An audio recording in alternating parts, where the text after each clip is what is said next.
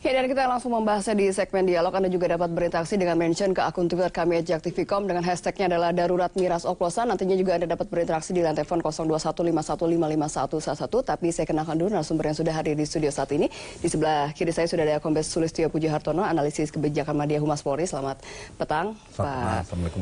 Waalaikumsalam. Dan juga Pak Deding Ishak, anggota Komisi 8 DPR RI. Selamat petang, Pak Deding. Terima kasih telah datang di Jak TV. Tapi ini sangat miris sekali gitu kalau kita melihat dengan ada miras oplosan setidaknya 82 ya kalau tidak salah diambil oleh pihak kepolisian.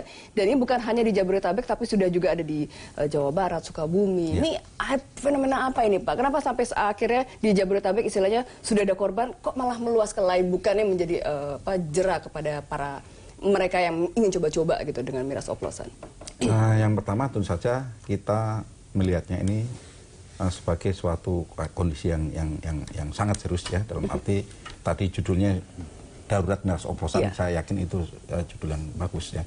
Dan tentu saja yang pertama bahwa dengan adanya fenomena masyarakat kita yang saat ini khususnya golongan tertentu ya untuk happy kemudian mereka mencoba mengoplos miras atau alkohol tertentu dengan bahan-bahan yang berbahaya lain ini. Dan mudah didapat juga bahan-bahannya. Ya, itu harus kita concern dari beberapa hal. Yang pertama tentu saja sumber ini kita juga harus kita concern dari mana mereka dapat. Kemudian yang kedua adalah mengenai masalah pergaulan anak-anak ini. Kalau tadi bilang depresi, apakah depresi?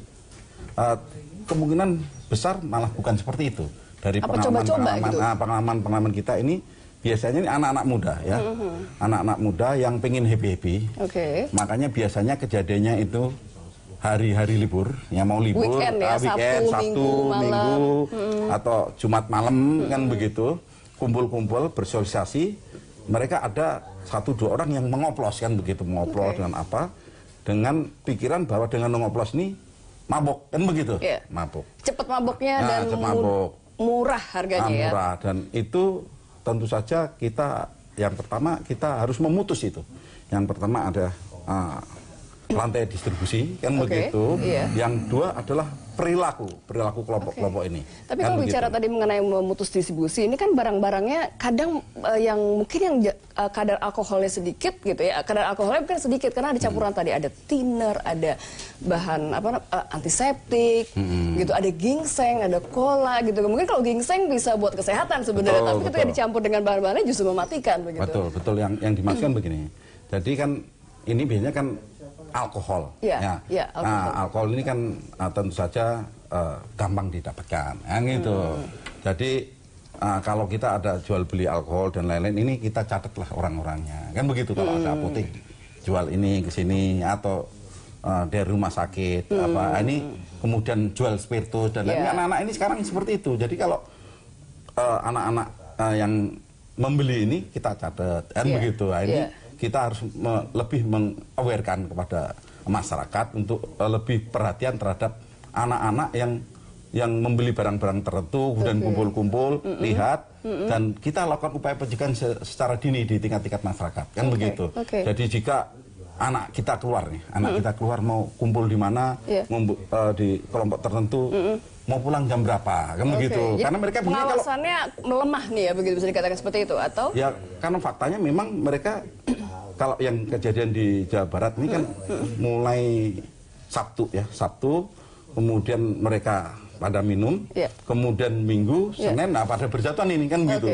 berjatuhan. Nah ini kan berarti mereka minumnya saat selesai libur kan begitu, weekend, nggak ada kegiatan. Nah ini penguatan pada tingkat masyarakat, kemudian aware di keluarga, aware lingkungan, kemudian pengawasan lain, bahan-bahan kimia berbahaya, kan begitu, ini penting sekali.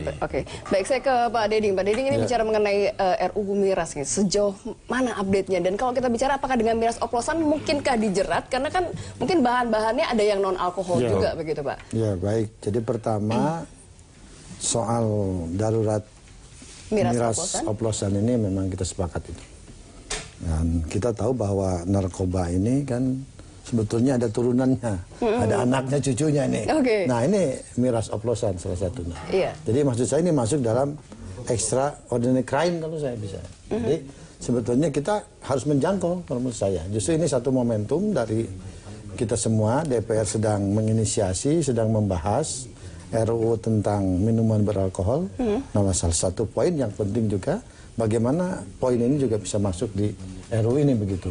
Itu pertama. Yang kedua, memang kita menunggu selesainya RUU ini menjadi undang-undang sehingga kita punya payung hukum yang nanti mengamanatkan kepada pemerintah provinsi, kabupaten, kota untuk membuat perda. Karena sudah jangkauannya sudah tingkat RT RW begitu di sini. Tadi soal pengawasan, saya yakin bahwa Polri dan teman-teman kementerian lembaga terkait itu sudah melakukan pengawasan, tapi masih kurang, belum optimal, belum maksimal. Untuk RUU sendiri sudah masuk prolegnas untuk sudah dalam pembahasan. Dan nanti tinggal sekarang ini menurut kawan-kawan, sekarang ini ada semacam dua opsi lah. Opsi judul ya. Jadi yang pertama pelarangan minuman beralkohol, ada juga pengendalian. Tapi substansinya bahwa kita ingin menyelamatkan masyarakat terutama anak muda dari narkoba, minuman keras. Apalagi yang oplosan ini ya. Baik, kita tahan sebentar, kita akan kembali lanjutkan dialognya usai pariwara. Tetaplah bersama kami. Ya, kembali kita lanjutkan dialognya dan kembali ke DPR, ke Pak Deding gitu. Bagaimana sih kalau kita terbicara mengenai kan ini sudah dalam proses undang-undang miras begitu ya. Tapi apa yang bisa dilakukan gitu? Karena saat ini kan semakin juga banyak korban berjatuhan dengan miras oplosan ini. Bagaimana pengamatan itu? Sekarang pertama selain polisi ya, polisi kan dari perspektif penegakan hukum ya. Kita kan punya KUHP ya. Itu pasal 240 kan. Nah, ini kalau mereka penjual, pengedar dan sebagainya itu diancam hukuman maksimal 15 tahun. Nah, kalau memang sampai mengakibatkan korban mati itu seumur hidup begitu. Nah, ini betul-betul ditegakkan. Tapi selain ini kan residu di hilirnya begitu. Dari hulunya ini sebetulnya bagaimana pengedaran, proses penjualan yang miras oplosan, yang mungkin alkohol dan sebagainya. Nah, ini perlu razia yang rutin kalau menurut saya.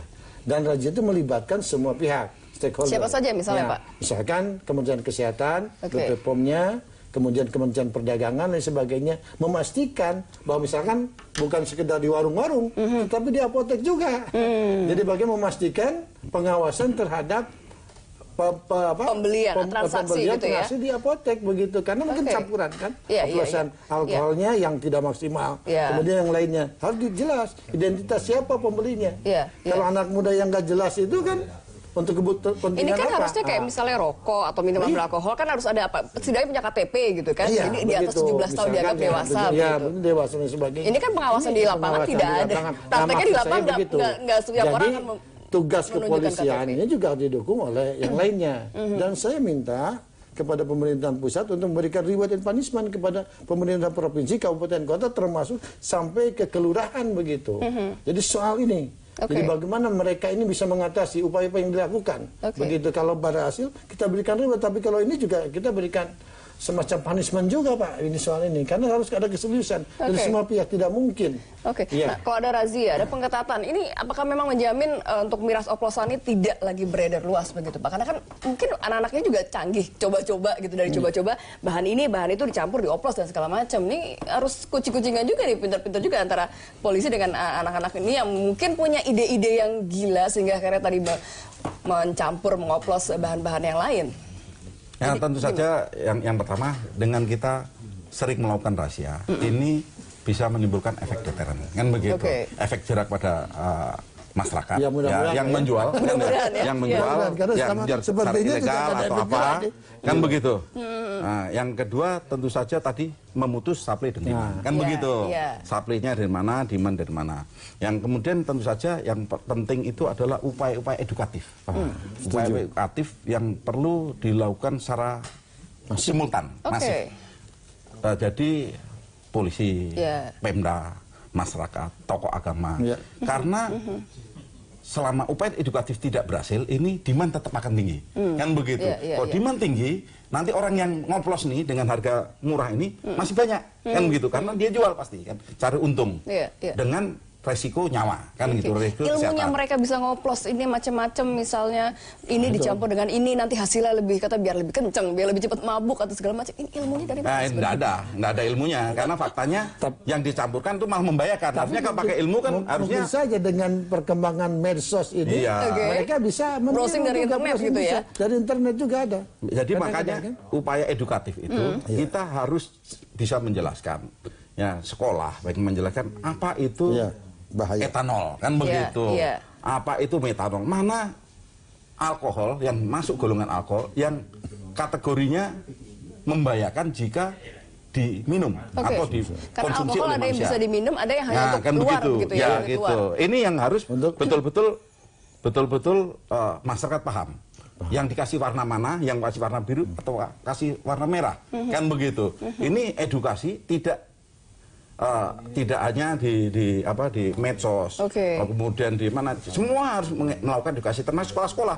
Jadi anak sekolah harus paham jika mencampurkan spiritus dengan kemudian diminum, itu pasti nanti jantungnya, paru-parunya kebakar, kemudian perutnya rusak, kan begitu, karena bereaksi di perut dan saluran pernapasan akan terganggu. Ini harus urgent, segera dilakukan upaya ini, karena dengan kondisi seperti kita tahu bahwa mereka nggak tahu, kalau mereka tahu, mereka dengan resiko pasti juga takut mati, kan begitu. Ini edukasi utamanya. Kemudian setelah itu upaya-upaya preemptif, kan begitu. Preemptif tadi kepala desa yang seperti Bang Didi yang sampaikan, kan kepala desa juga harus digerakkan. Babin Kamtipmas, Babinsa, tokoh-tokoh agama, kita gerakkan di masjid, di gereja, agar mampu menggerakkan gitu menggerakkan sistem sistem ketahanan resiliensi masyarakat itu sendiri terhadap penyakit sosial. Kan ini kan penyakit sosial kan gitu. Nah, ini yang kita upayakan. Kemudian juga polisi sendiri, polisi dengan tadi Balai POM ini melakukan upaya preventif, keliling, cek kan begitu. Yang jualan mana tangkap, yang jualan mana tangkap, kan begitu. Karena dengan jualan ternyata campurannya ini berbahaya, ini kan bisa dipakai undang-undang pangan, kan begitu. Sudah dicegah bisa pakai dulu ya. KUHP pasal tadi 204 ya. Ini kemudian juga represif. Kalau memang ketangkep ada korban, hukum seberat-beratnya. Gitu. Terakhir mungkin Pak Deddy bisa memberikan closing statement. Ya, jadi intinya sebetulnya kita sangat sepakat bahwa peredaran dan penggunaan miras oplosan ini sangat membahayakan. Jadi kita dalam kondisi darurat miras oplosan. Kita harus komit begitu semua stakeholder, kepolisian, pemerintah provinsi, kabupaten kota sampai ke desa kelurahan harus punya komit dan melibatkan semua pihak, termasuk tadi tokoh masyarakat, tokoh agama. Jadi edukasi penting, juga penegakan hukum yang tegas untuk membuat deterrent efek. Benar-benar harus simultan ya. Simultan. Kita selamatkan dengan semudah kita. Baik, terima kasih Pak Deddy. Kombes Pujo juga terima kasih telah bergabung sama kami.